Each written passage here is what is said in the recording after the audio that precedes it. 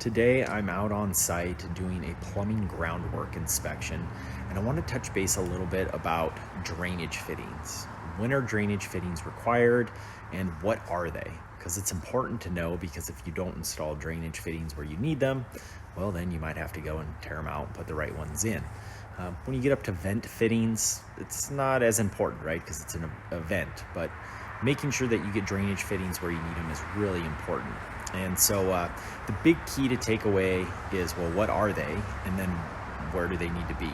And per the code book, at least the way we interpret it where I'm at, is 6 inches above the flood level rim. So you take any fixture, you take a toilet, you take a sink, and you measure 6 inches above that, because the flood level rim would be where the sink would overflow or the toilet would overflow or the shower. And you go 6 inches above that, and from 6 inches down, you need to install drainage fittings. So just keep that in mind. 6 inches above the flood level rim and down needs drainage fittings. So then you might ask, well, okay, well, what are drainage fittings? Well, in a nutshell, drainage fittings are wise combos. At least that's what we call them. Where we're at is a combo.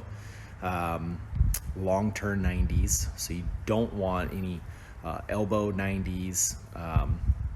You don't want any santees on their back.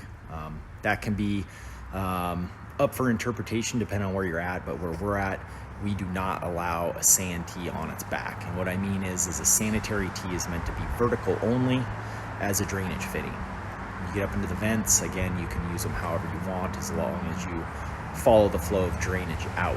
But let's take a peek at what we got here. I'll kind of show you what I'm talking about for the different fittings. At least then you'll be able to put your eyes on it, and if somebody has a different term for the fitting or whatever, at least you'll kind of know what I'm talking about. So let's take a look. Okay, so here you can see we've got, this is they actually have a pump on this one, so there's no backwater valve. Side note, there's no backwater valve needed since they have a pump. But here you can see their groundwork that they've got in. And here is a combo. That's what we call it, at least where we're at. It's a combo fitting.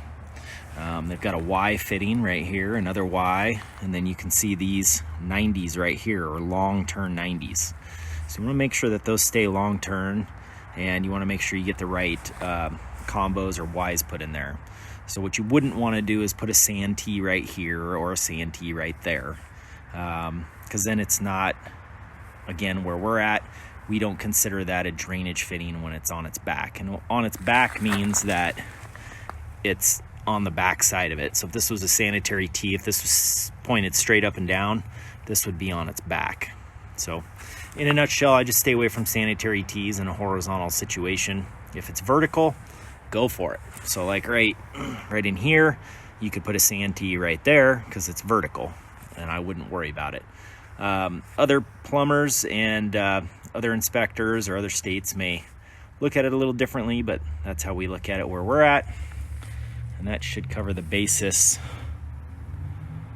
on fitting. So this has been with Building Code Tips. With a quick recap, just make sure that you use proper drainage fittings 6 inches below the flood level rim, and then you should be good to go as far as install. You won't have to go in and tear anything out or replace it, and you'll have good drainage and hopefully no backups, right? That's the last thing you want is backups.